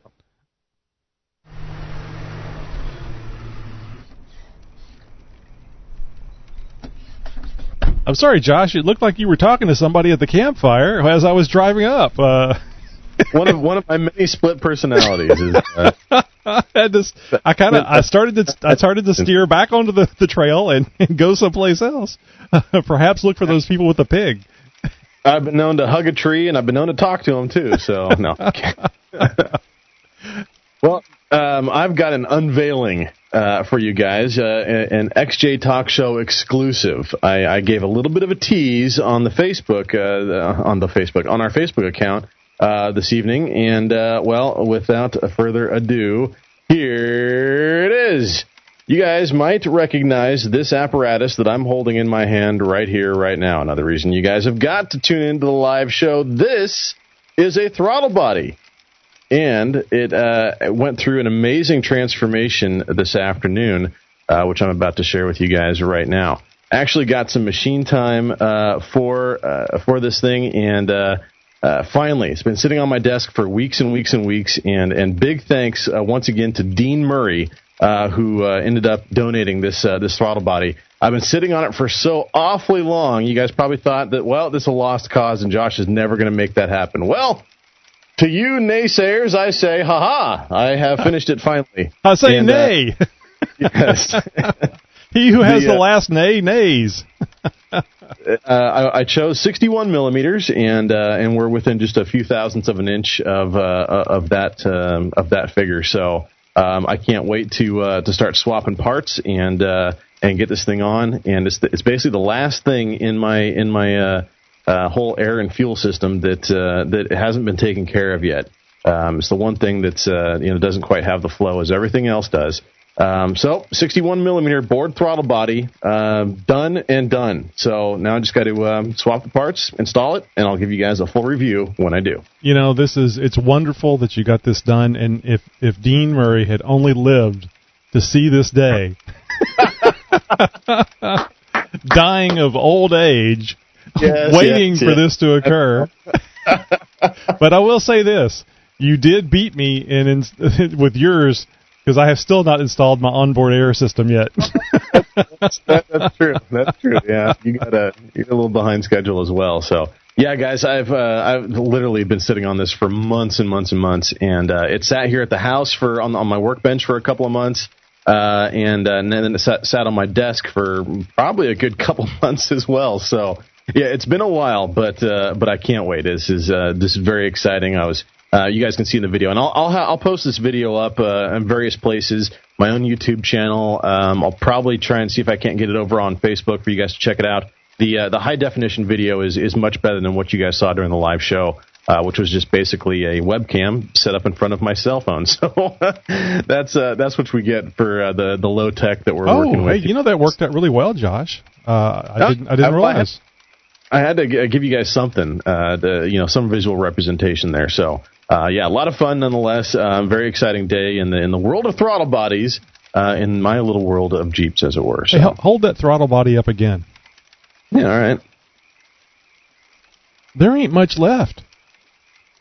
I know, it kind of looks that way. It's all whole.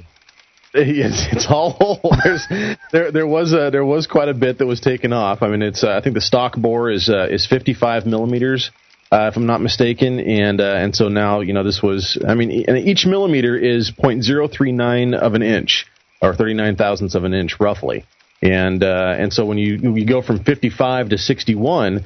Well, you do the math, because I was told there'd be no math. So. Well, you were lied to. Yeah. Repeatedly. So yeah, that's there's one more shot for you guys, and you can see it's a very, very nice finish. I'm going to go ahead and take some Scotch-Brite to the inside. I still have some cleanup to do. It's still got a little bit of machining coolant that's on it, and there's a couple small itty bitty tiny little chips here and there that's going to have to get cleaned up. But all in all, I mean, very, very nice finish. Very, very smooth all the way through the bore and everything, and it turned out really, really good. So no complaints here. Now there's some people that say they occasionally will get a little bit of whistle from the ports on the inside there. So I may end up having to pull this back off and do some filing on those edges, just to kind of put a little bit of a chamfer or a little bit of round on them or something like that, just to kind of knock down that edge. Just in case. Now, if there's a little bit of a whistle, I don't know. Maybe that's something I can grow to like. I don't know. We'll see. Well, as long as you don't get trouble for whistling at girls as you're driving down the road. Yeah, right. Getting the right RPM just right. So, well, that's good. That's really good. Now, I'll tell a quick story. And my 92-year-old mother was driving her Mazda 3. 2004 Mazda 3 the other day, and apparently she picked something up and damaged the inside of the radiator, and was driving it for quite a while as the coolant was just guzzling, if that's the right word, out of it, out of the radiator and the cooling system. Well, apparently she didn't check the temperature gauge. And whenever she came to the exit near her house from the freeway, it died on her. She immediately tried starting it, which it started and went about 20 feet before it died again. Oh, jeez. So she tried starting it one more time, and it started, and she drove it to the house, which was about a mile away. And there's where it stayed until the Mazda dealership that she bought it from in Clear Lake was called, and they sent out a tow truck to take it down to the dealership. Well, they promptly replaced the damaged radiator and then tried starting it, and it had a nice plume of white smoke coming out of the tailpipe. Oh, no. Along with some liquid residue dripping on the ground. So they determined that the engine was bad.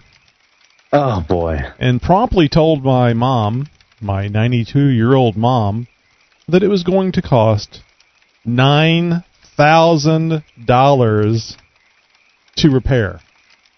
Oh, hell no. So with some clarification, there was 3 options. $9,000, $6,000, or about $3,500.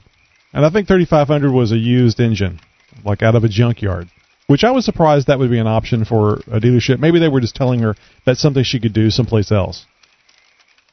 So yeah, giving her the good, better, best option. Sure. So I was talking to my mom. She was upset, and I said, well, I don't understand. I mean, worst case is the head warped.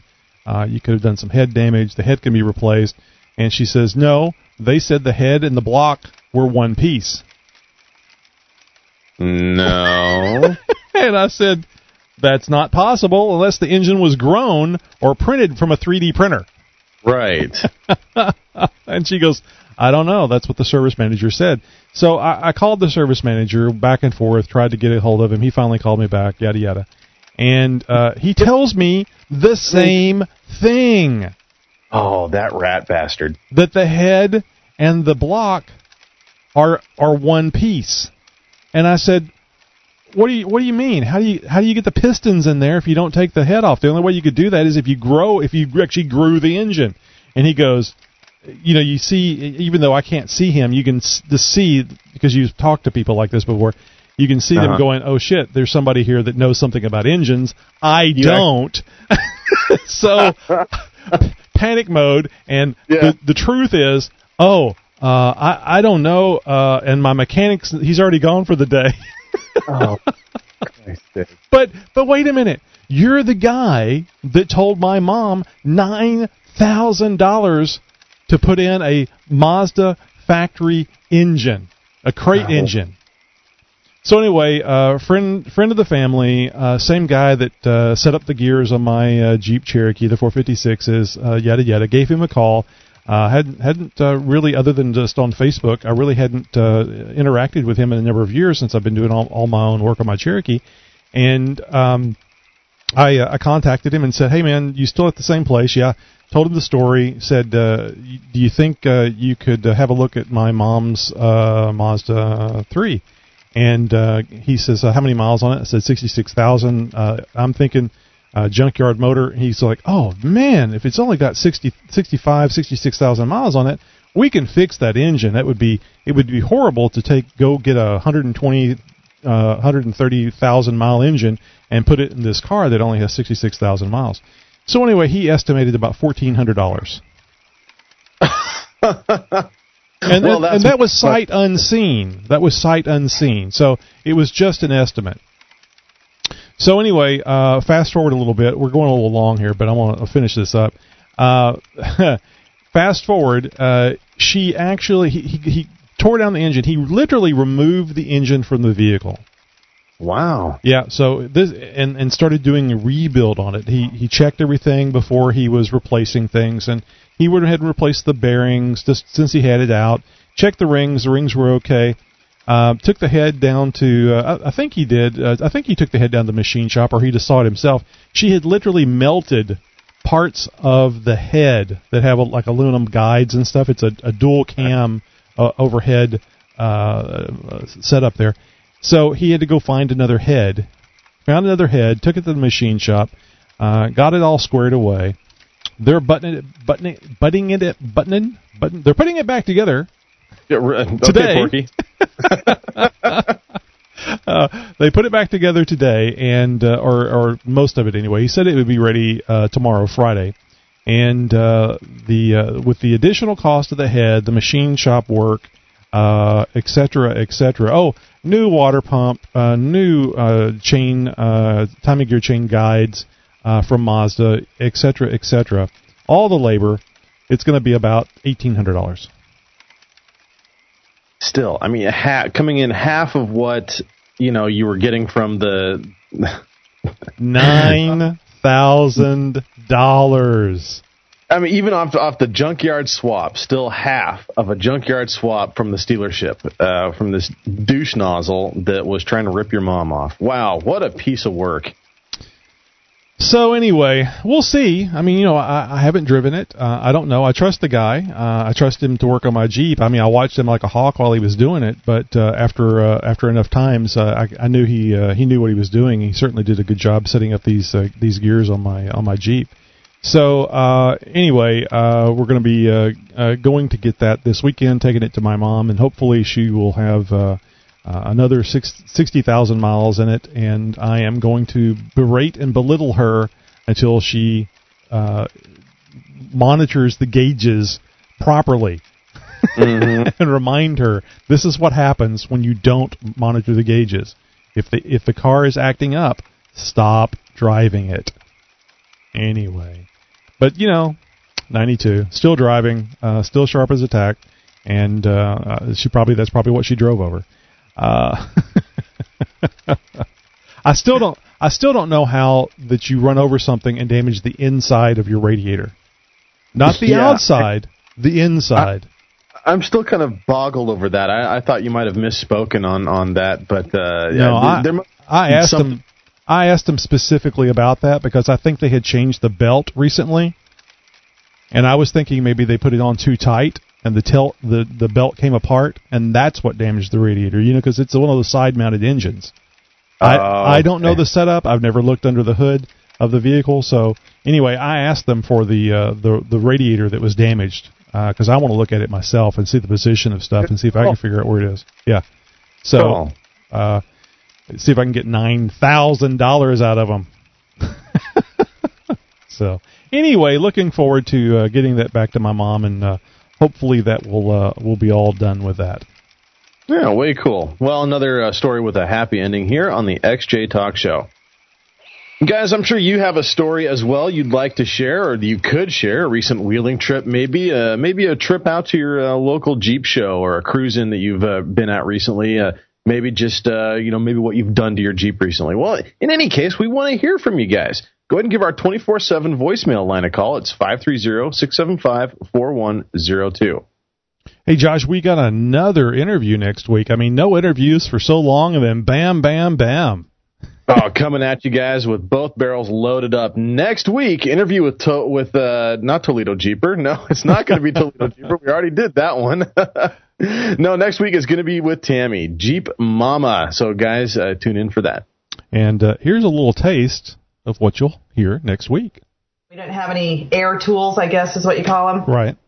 So he helped me do that, and then it came time to wiring the lights to move them, and they just didn't fit. And I'm like, but it has to fit. I read online, you just have to pull this and that, and it will fit. So he's like, no, we're going to have to resplice it. I'm going to go get some wires. And I'm like, no, I'm telling you, it's going to work. So while he was out running to get some wires, I just kept looking, and I figured it out all by myself, and I hooked him up. And when he got back, I'm like, see, I told you so. We didn't need to do it. Let that be a lesson to you. Yep. So let that be a lesson to you. Don't ask for help unless the big guy's got to lift something for you, and then it's just do what you're told. And don't go another minute listening to this podcast without heading over to Facebook and liking us over there. Don't forget to follow us on Twitter at XJ Talk Show. We're on Stitcher Radio, TuneIn.com, iTunes as well. Guys, please, right now, head over to iTunes. Just go ahead and find that 5-star review and leave us a little comment. We'd love to hear from you there as well. Don't forget the entire show archive available for your downloading pleasure. Absolutely 100% gratis. That means free for the rest of you guys who don't know what the heck I'm saying. Over at xjtalkshow.com. Oh, and apologies to John Prerunner 1982. We really did want to have your Radio Com segment, but I couldn't find it. I did some cleaning up, and this is something I don't like doing because I never can find anything. So we'll be in touch with John to get that latest Radio Com tech, and hopefully we'll find it, or he'll send me another copy, and we'll have it for you next week.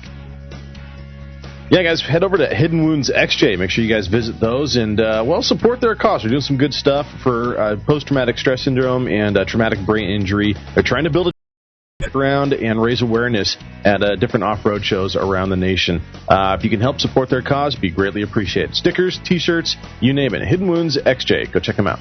Oh, speaking of things to put on your Jeep, like stickers, you guys remember Full Metal badges, right? Well, we had an interview with them. They have this great little actual die-cast metal badge that you can stick to the side of your Jeep. Well, you know what, Josh? I don't know if you caught it on Facebook, but they are now actually. It was kind of funny. They said the name should have been Full Metal Badge because all they had was one.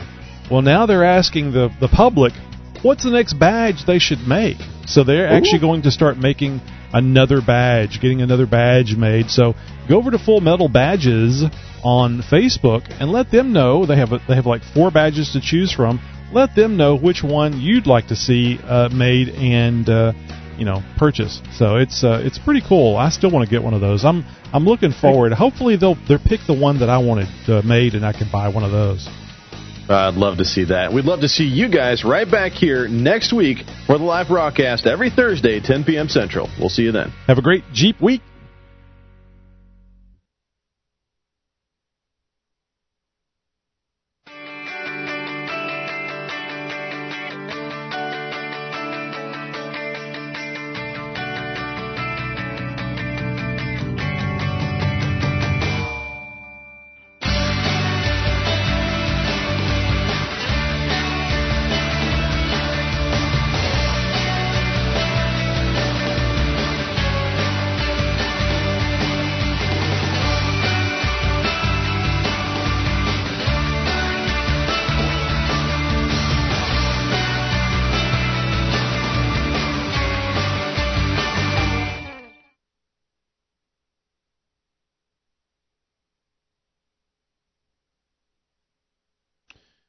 I thought about this other day coming home, and I need to do a video for the show wrap-up with the copyright, all rights reserved, Tony and Josh's wardrobe brought to you by Goodwill, the whole thing, you know?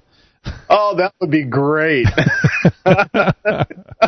With the scrolling and everything, yeah, the wardrobe provided by.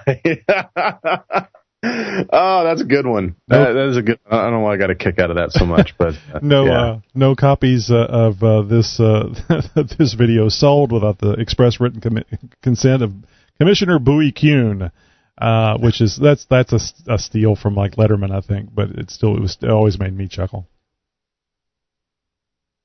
Well, I am basically just about done with our script for the promo. I went ahead and was busting that out every now and again through the show.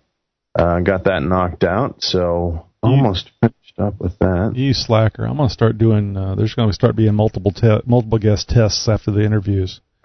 I was paying attention. Yeah. Well, I hope Dean Murray doesn't mind me talking about his death on the show. Probably not. He's dead now. Just kidding. Now, you guys are potentially threatening to put together a wheeling trip, aren't you?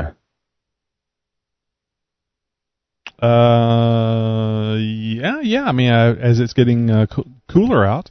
Wow, what did you say? Nothing. You kind of alluded to that a show or two ago, and I'm just seeing if there was any progress on that. Yeah. Well, I haven't spoken to him about it. I was talking to Matt about it today, since it's getting cooler out, and even though the engine's still making noise, I may get Loopy to change out those lifters for me. Depending when I go pick up my mom's vehicle, there's 2 or 3 things I'm going to talk to him about, and see what kind of time frame he thinks he could do on the lifters. Because if I could drop the Jeep off over, say, like on a Friday morning, and then have it ready by Saturday. I think he leaves around noon on Saturday, but I don't want it to be down for days and days. I mean, I could take a couple of days off and not have to drive my wife's Jeep to work. I just don't like leaving them without a vehicle. I mean, right. There's 3 vehicles and 4 people that have to do things. So if I can, convenient, right. know, for hopefully not more than a day or two. But at least you've got the vehicles around that where, even though schedules may have to be juggled or some people might be, pulling taxi duty or something like that, you could still get it handled. Yeah. Well, the nice thing is if I'm off work, there's no juggling. I just vegetate it out in front of the computer.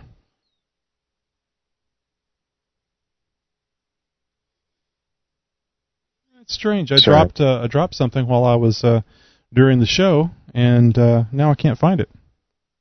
Now, did Buddy find his way in there and eat it?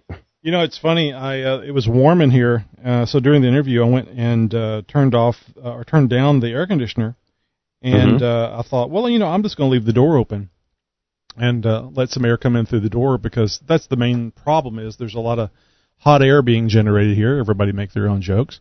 You don't say. So I left the door open for that one. I left the door open, and I've made a mistake. Buddy really likes his. Let's see, he's not here. Buddy really likes his snacks, and if he really, really concentrates, he can learn words because he's learned that word. Oh, okay. So what I've done is, and you won't be able to see this, but what I've done is I got a little plastic bag here, and there's these things that are cleverly called pupperonis. Pup, as in a dog. Oh, yeah. Pup, yeah, aronis. So they look like little turds, but he loves them, and they do smell like pepperoni, or maybe they smell like pupperonis. So he will come and check with me every so often to see if it's time for a snack. Is it time? You got any? It may have only been 15 seconds, but he's going to check.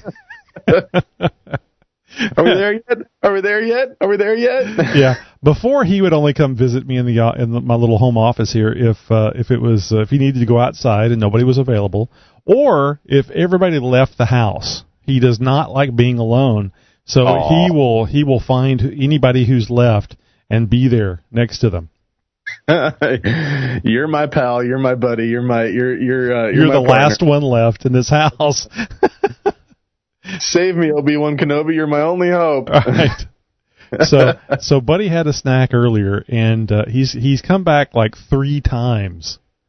Just in the part where I guess it was the first interview where I went out and left the door open. He's been here visiting 3 times, and there's people here. Smell that bag. That's an unlabeled bag. You know, you walk into the kitchen. Oh, pepperoni bites. Be in for a sore surprise. And you know, dogs aren't stupid. I mean, they do stupid things, but he's not stupid, because when we run out of snacks in the bag, and he comes over here to check, I will show him the empty bag.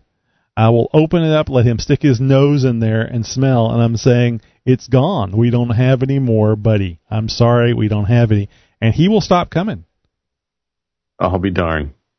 Yeah. He's like, well, if you don't got any goods, I'm not coming through. I think maybe he doesn't quite trust me. Like maybe I'm lying. I got a pepperoni stuck in my pocket. So he'll come back and check like maybe one more time, and I'll say, look, I showed you the bag. It's empty. See? In the chamber. And you can almost see this look of disappointment as he looks down, looks away, and then meanders off. Fine, okay. This dog loves his midnight snacks too, because around 11, 12 o'clock, he's interested in a pepperoni. And I'm like, buddy, you have food, go eat it.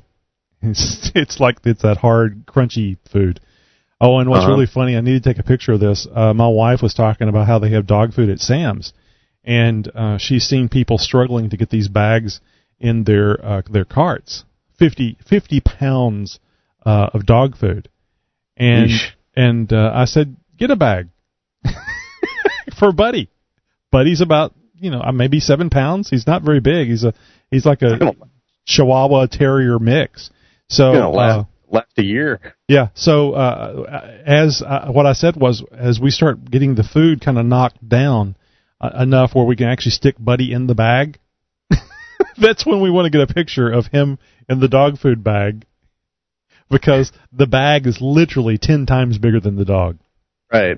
Like halfway down, and you get a picture of him, and he's standing on still what is a pile, 25 pounds of dog food. And, this little dog and a gigantic bag of dog food, and, caption, I can't believe he ate half the thing, or something, I have to Photoshop 50 pounds on him. Yeah, there you go. Hey, we found Buddy. He's stuck in the bag. Oh, well. Anyway, the dogs are fun. I can't believe we didn't have a dog for a long time. I had a dog most of my life growing up. Up until I was about 14, and that was the dog that I had from age 3, and she died of old age. And then my mom had a series of dogs, little yappy dogs. So they're great. They're great alarm systems. And this one we got it as a rescue, and he was already trained, so trained to go outside. So yeah, wasn't much work. I don't know where I got this from, but maybe my dad had said it or my mom had said it, but I was never interested in somebody else's dog, because you didn't raise them, you didn't train them, and you were getting whatever somebody else did. And I was really wanting a puppy for our first dog, but this is the direction we went, and this has probably been the best dog that I've ever had. Wow! And technically, it's the girl's dog, but he hangs out with us, my wife and I. Well, anyway, so over to the show. I think the show went well. I think we had a good full show. It was fast paced. I wasn't running my stopwatch. What did we end up as far as a ticker time? A little over an hour. I'd have to go back and look. Trying to look here at the display. No, I don't see it. I thought maybe it showed the past time, but no, it doesn't. So I'd have to go back and look. It was last time I looked at it, it was like an hour or two, and I think I said we were going to run a little long. So I don't know, maybe 107. All right. Having the first part of the show really fast paced, I think really helps. Yeah. Yeah, I mean, it definitely kind of sets the tone, as it were. On the This Week in Jeep, did you not have anything, or is that what you selected?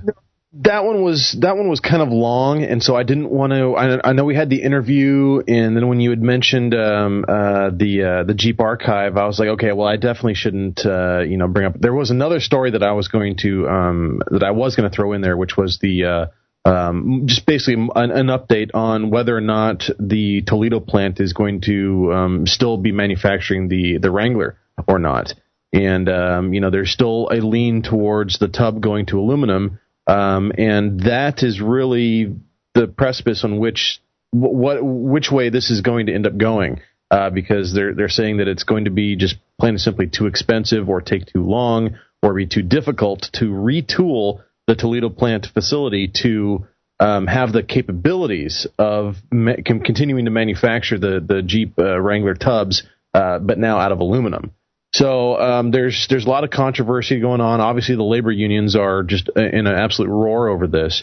But as you can tell, there's a lot to that story. And having that long feel good story already, I didn't really want to throw in another 5 minutes on there of some other stuff, which isn't necessarily time sensitive. So I'll touch on that next week. No, it's cool. I was just curious. I wanted to make sure that you weren't left in the lurch without anything to pick from. No, there's always lots of stuff. As long as I'm, able to get in here and, something else isn't tying me up, or I'm not, otherwise occupied.